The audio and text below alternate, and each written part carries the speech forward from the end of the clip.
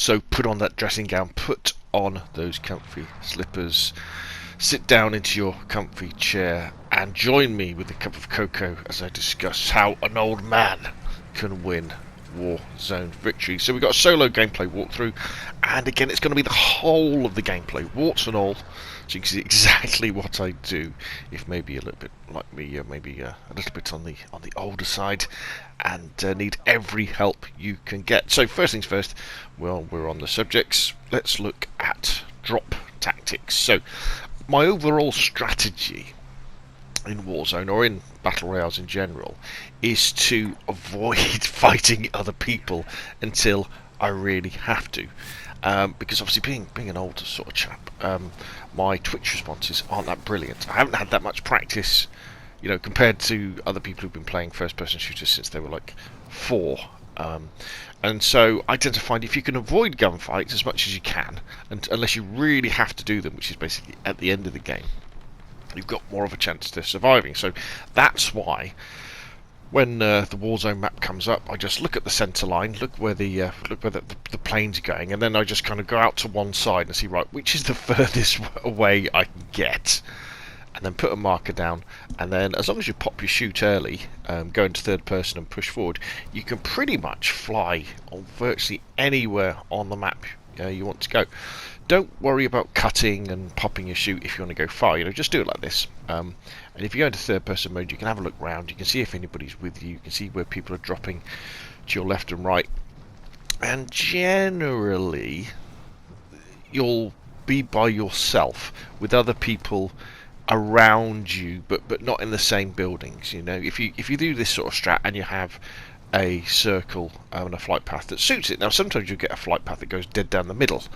There's not much you can do about this, but this one where it's off to one side, you've got more of an opportunity to go really, really far and loot up in peace that way. Now the other thing to do as well is to really try and avoid dropping at places that have names above them. This might seem really simple, but you'll be surprised. People look at the map and they see like the airports or storage and stuff like that, and they just fly there. They just get attracted to those names. But I like to go somewhere a bit nondescript.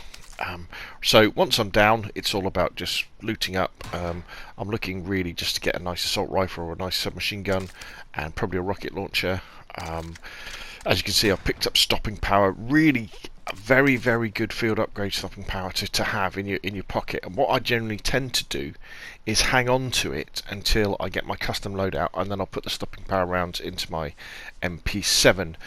Or if I run into another player, I'll immediately load the stopping power rounds into whatever gun I've got and then use that, because the stopping power rounds just do more damage to your enemies, and so you can take them down quicker, so you can get through that gunfight and then move on to the next one. I'm looking to get money, and then I want to buy some stuff, and the stuff I want to buy kind of in roughly loose order are: I want to have a gas mask and a self-revive. They're very, very important, because I've won plenty of games through having a gas mask and having a self-revive. And then a loadout drop. Now, your custom loadout is very, very important, and I'll be talking about that quite in depth in this video about what I use. But you've got to choose whether you want to spend the $10,000 to call one in, or risk going for one that drops in. Now, the catch with the ones that drop in is they will not only attract you, but they could attract other players as well. The thing to do is, when you see a loadout drop come in, just see how many boxes drop in. Have a look, and if there's more than one, generally there'll be another player coming for it as well. So just wait a little bit, check it out, see if anybody's coming to it. If it's out in the open, say on the airfield, near the airport, leave it alone. There'll be more that will come in. Or then save up and get 10 grand and bring one in yourself, which is what I end up doing, I think, in this particular gameplay, because that's ultimately the safest way of doing it, because you can call the loadout drop in away from other people. You can quickly go to it, get your loadout, and then bugger off without worry about getting sniped in the back of the head. Now, as I'm moving around, sound is the most important thing. So you're trying to move fairly quietly. You'll see me peeking doors quite a lot of the time. So you aim down sight at a door, and then you move through the door, and that will open it quietly. Because although, again, I've travelled a long way, there is a chance that there's someone near me. And in this case, there is actually someone just around the corner, and I see them in a bit, and then lay in wait and ambush them. But I want to avoid making too much noise. Because noise carries quite far in this game, especially breaking glass and especially opening your parachute. If you go to the top of a building, jump off and open your parachute, that's really noisy, that. Now, I've seen that other guy, he's just gone to that other building. So all I'm doing now, see, I've just loaded up my stopping power rounds, and then I'm just waiting, and I'm just listening. You know, if you listen to audio books or read books, you know, about special forces and things like that, one of the things they talk about is when they're on patrol, like in the jungle, or mainly in the jungle, say in Vietnam or something like that, they'll always stop. Like every 10 minutes they'll just stop for 5 minutes and just listen, just to see if anyone's following them or if anybody's around. Then they'll move on again, because it's very difficult to hear people when you're, you know, bouncing around, you know, running around. So I'm just listening out for this guy, trying to figure out where he's going to be. Now, I know that the gas is coming in, and there's a vehicle to my right, so I'm pretty sure, because it's so late, he's going to be going to that vehicle. If he doesn't go for it, I'm going to do it. But there we go, he runs towards the vehicle, runs back towards the cover. Unfortunately, he didn't really have much of a chance there. So I can get my lovely rocket launcher. I think, do I get a rocket launcher? But I can pick up some various stuff. We've got some more ammo, we've got some a nice cluster strike there, which funnily enough I use very late in the game, but mainly as a defensive strategy, defensive tactic, sorry, rather than an offensive one. So let's talk about, because I don't think much happens for a while now, let's talk about circle tactics. So as you can see, I'm putting a marker down right on the corner of the circle, because, you know, we jumped far. We've looted in relative safety. You know, we've had one. You can't really call it a gunfight. It's more of an ambush. So the question is, what do you do next? Now, because it's quite a long way to the circle, and I've got a lot of open ground to cover, I've chosen to go for a vehicle. And I think often that's the decision you have to make. If you've got a long way to go, and or there's a lot of open ground to cover, then jump in a vehicle, because otherwise you're sniper fodder.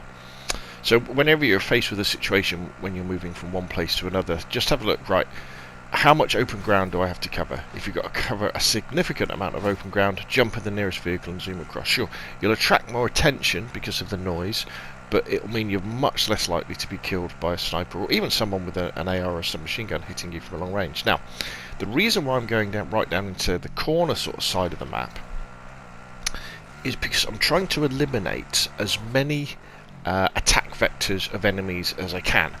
And so by being down by the sea, it means that nobody can be coming in on me from the sea side, from my, from my left, because it's out of bounds, you can't do that. So people are either going to be in front of me, behind me, or to my right as I'm moving in that way. Now, as it is, I decided to jump out here and do a little bit of looting around, and I've actually ended up with enough money to get a loadout drop, which I'll do in a minute. I've also picked up the heartbeat sensor, and the heartbeat sensor is incredibly important. As you can see, I'm checking it. Just remember that if somebody's running Ghost, they will not appear on the heartbeat sensor. And so throughout this game, what you'll see me doing is always just getting to the edge of the circle and looking at the circle and thinking, right, which is the quietest side that's nearest me, where there'll be less people. And this is all part of this overall strategy to avoid gunfights, because a gunfight, even if you have an advantage on someone, there's always a chance that you might lose it. So if you can avoid gunfights completely until you really have to, then you're more likely to win. So let's talk about the loadout that I'm going to call in a minute. So what do I run with? What's my favourite gun at the moment in Warzone? And remember, this will change, and this is for solo matches. So, but my favourite loadout at the moment is comprised of the MP7 submachine gun. Now, the MP7 submachine gun is very, very, very, very good up close. Not many guns can actually beat the MP7 up close. Shotgun, probably can. Maybe the P90 probably can, but in most situations, close to medium close range, the MP7 will beat them. The stock MP7 will beat them. And then what I do is I add the monolithic suppressor to it, because that does two really cool things. It increases the damage range of the MP7, and also it keeps you off the radar when you're firing a gun. And this is very, very important in Warzone, because if you look in the top left hand corner, there you go, you've got the mini map. As soon as you start firing a non-suppressed weapon, people see it and they just look towards you and they know you're there, you know, and they'll keep an eye on you. And in fact, there's plenty of aggressive, well, you'll know there's lots of aggressive players who play this game, who when they see red dots, they'll just start running towards it, because if they've seen a red dot that's firing, it means you've been in a gunfight. Chances are you may well have had some of your armour knocked off, so they want to come in, you know, and third party you and take it there. So, as you can see now, I'm putting those stopping power rounds into my M27, which is really good, and I'm just picking up a gas mask, I think, there as well. So I add the monolithic suppressor. I add the vertical foregrip to give it a little bit of stability. I add the 60 round mag. So I've done quite a lot of testing with the MP7 against bots and found that there's not that much difference in terms of aim down sight speed between the 50 round and the 60 round mag. So you might as well put the 60 round extended mag in so you can hammer through people's armour. Also it means when you're playing squads and you're engaging more than one person at a time, you've got those extra bullets to deal with them. And I use the stippled grip tape, and the stippled grip tape is very good because what that does is it gives you a faster aim down sight speed, and it also gives you a faster sprint out speed as well. So what that means is if you're running, you know, and your gun isn't up, and you come across an enemy, you'll be able to start firing quicker. Now obviously these have negative connotations, all of these attachments. The vertical foregrip, I think it's called the mercenary grip, it lowers your aim down sight speed. The monolithic suppressor lowers your aim down sight speed. So you have to balance these things. And then finally, the final bit of the puzzle is the sight. And as you can see, I use the combination sight. It's the 4x sight, where it's got a hollow, which is quite a nice hollow, I think. And then you flick the other one over, and that gives you 4x. Now you may well say, well, Rob, wait a minute, a 4x sight on a submachine gun, especially a short-range submachine gun like the MP7. That's a bit crazy. You're right. It is crazy. However, what I found is that more often than not, when you're playing Warzone and you're engaging people at range, it's not really about killing them. It's more to do with putting a few bullets into them, knocking a few chunks of their armour off, so they then go behind cover to allow you to carry on doing what you're doing. You know, whether that be going into the circle or maybe engaging them a little bit closer, or getting your secondary out, which in my case would be my RPG, and firing that at them.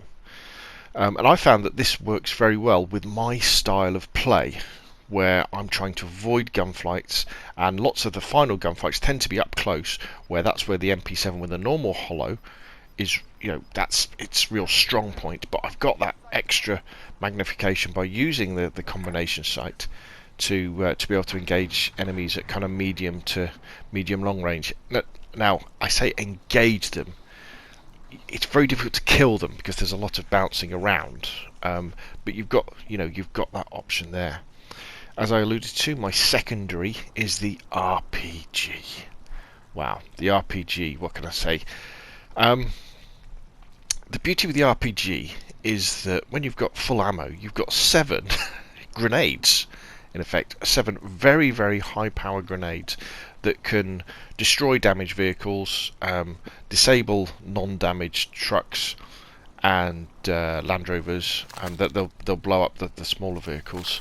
And most importantly as well, you can use it as a medium to medium long range weapon, but also the RPGs are all about the splash damage when you're engaging other players. So the way that gunfights tend to happen is that, say you're running along like this and there's a guy behind a tree, he sees you, you see him, you both start firing at each other at roughly both the same time, you both go behind cover. Your next move should be to throw your grenade, whatever you've got, so I run Molotovs, to force them out of cover. If you haven't got any grenades available, then you use the RPG, or often I will use the RPG first, because with the RPG you don't have to hit the person. All you need to do is hit the ground near the person, and that will, either kill them, either knock them, it will knock all their armour off, and it will knock them out of cover, and then you can shoot them. Classic examples are, you're approaching a building, there's a guy in a building, you start firing at you, and then he, dips out because you've hit him a couple of times, or maybe he's reloading. All you do is you just fire that RPG straight through that window of that building, and you'll knock his armour off. You'll probably kill him because the splash damage is that big. So you're using the RPG less as an anti-vehicle weapon, which it's kind of designed for, and more of an anti-personnel weapon. So now we've made it down to the coast. As you can see, I'm right on the corner of the circle. I'm just getting behind cover, and I'm just waiting to see if anybody's coming behind me, so I can take them up. Now let's talk about my perks that I use. So I'll run Cold-Blooded is my perk one.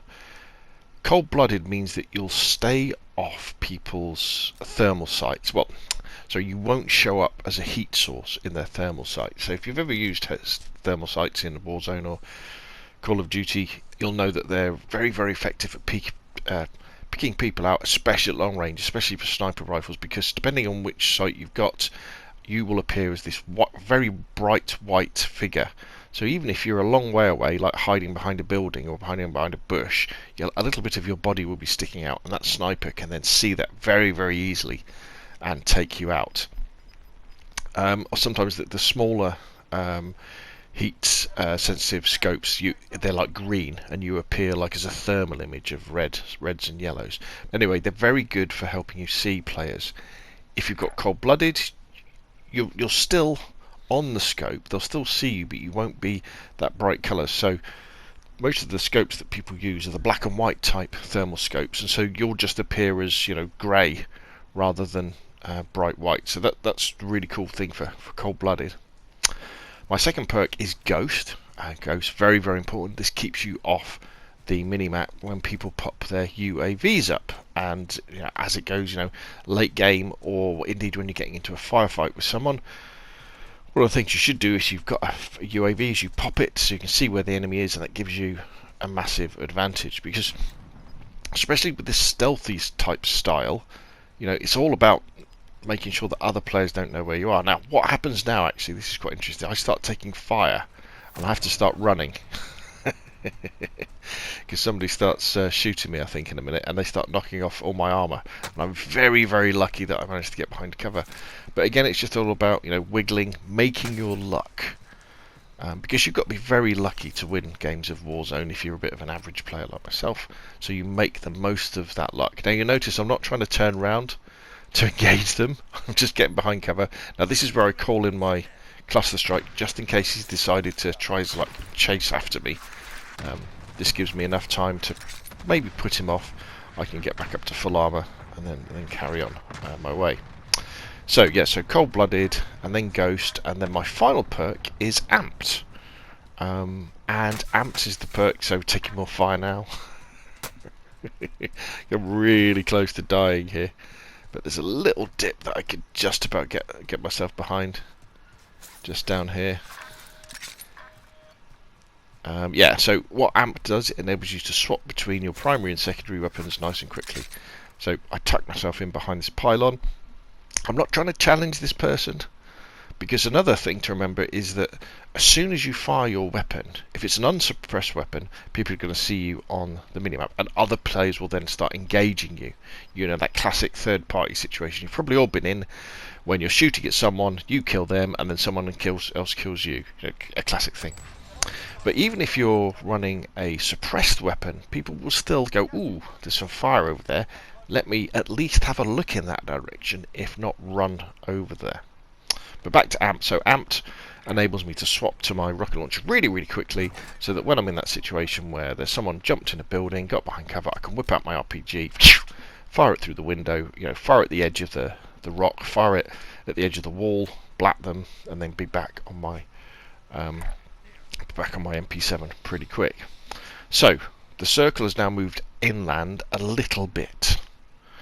So what I'm doing now is I'm just keeping an eye on my heartbeat sensor and just thinking, right, so I want to try and get to the edge of the circle that's closest to the sea, depending on cover. A lot of this all now depends on cover, and I'm listening for where the enemies are. I do see another guy in a second, kind of runs in front of me, but then I kind of lose track. He kind of went that way, and then I'm like, where's he gone? I can only assume he's run into the circle, and so I'm just keeping an eye. Now, when you're in this situation as well, always remember that people are looking into the circle a lot of the time. That they become very obsessed with looking in. So you must be looking to the flanks, because that's what the clever players do. The clever players spiral into the circle. They're coming in, like in a big loop rather than straight in. So don't become too obsessed with looking straight into the circle. Look to the left, look to the right, look for those players who are maybe looking to do exactly what you're doing, which is move onto the quiet side of the circle. And at this point as well, you've probably got a good idea of where you can go to stay under cover. So I'm thinking, all right, I've got to be able to get to the end of this wall. Gas is coming in again, trying to move very, very quietly. So I'm kind of crouch running. So I'm just plonking myself right. So there's a guy running along there, and he gets behind cover, and I do see that he's got a shield on. And funny enough, that's the guy who I end up killing to get the victory. So again, not many people left now. So I know he's over there, and I can see that there's a house on the mini-map. So at this point, I'm thinking, right, so he's going to be in that house. That's what I would do. So I put a marker in the centre of the circle. This is a little tip you can do, just so you know which way to run. Because sometimes what will happen is in these final circles, you'll get into a gunfight and you'll be jumping around and you'll be like, sugar, which way should I be running? If you've got that marker there, you always know, at least if you run towards that marker, you're not going to get killed by the gas. Now, I thought I heard someone to my right earlier, so I'm coming in very low, and what I'm doing now is I think, well, that guy's got that house, so I'm spiraling in, I'm looping into this tight side of the circle, hoping he's not behind it. Right, I'm ready to fire a RPG through the window, but I decided not yet. Again, looking left, looking right. I think, right, if I can just tuck myself in by this wall, then I'm going to hang around here. And again, this is all that part of not engaging with other players, just getting right to the edge of the circle, tucking in. And as you can see, I'm not looking into the circle. I don't care about the guy inside the house, because he's going to be looking into the circle. He's going to be where all that gunfire is going off. He's going to be looking there. I'm looking to the flanks. I'm looking to the sides. I'm looking for someone who may be looping around to do exactly what I've got. Very lucky. Basically, I'm still in the safe zone here. I know I've just got to really just move a fraction just round and I'll still be in. So now it's trying to figure out where all the other players could be. I know there's a guy in the house to my left, and there'll be people in front of him as well. The long side of the circle, if you like, where the gas isn't, is quite big, isn't it? It's over to my right now. It's behind me at the moment. So now all I do is I'm just going to get myself right in the corner. I'm going to tuck myself down. I'm going to shimmy out a little bit so that I can move my gun around. Because when you're too close to the wall, you can't actually move around. So I'm just quietly moving in, because I know that there's the guy to my right, and he's going to be engaging people. If he hops the fence, he's probably going to be in front of me. But I know there could be people over the top of that hill, and the rest of them around to the right. So there's 4 people left, I think, at the moment. So I'm just listening out, getting ready to pop, getting ready to fire. And we're about to go into the final circle. So now it's all about listening out. Where are they? Right, so this is the final circle now. So again, it's about not moving too early. I'm just kind of waiting. So I'll make the decision now. It's very debatable whether you should stay on your belly at this point. But I am in the shadow of the wall. So I'm quite well hidden, and I do have a ghillie suit on. Now this is where I do see, right, there's that guy. So I know there's a guy over there. I'm not sure if he's seen me. But at the moment, he's got a good position up there, because the hill is kind of defending him. So 3 people left. So I know there's a guy to my right, and there's the guy up the hill. So they're firing at each other, which is good for me. They're throwing grenades at each other, which is good for me. But then this guy sees me, starts engaging me. That's the power of the MP7. That's quite a medium range. Now I've just got to wait for the other guy now. I'm frantically trying to put armour on, but I realise I haven't got it. He jumps over here. I'm trying to throw my Molotovs and failing completely. He doesn't know where I've gone. We managed to Molotov him a little bit. He turns around the wrong way. Right, stop firing. Wait for him to move his shield, engage him, and shoot him. Now, that happened pretty quick, that last bit. But when you're faced with someone with a shield, you can't shoot through the shield. So I had two choices there.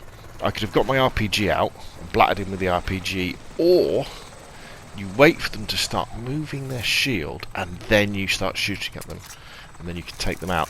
I think he was probably throwing a C4 at me and was going to blow me up with his C4, but I managed to kill him before he could do it.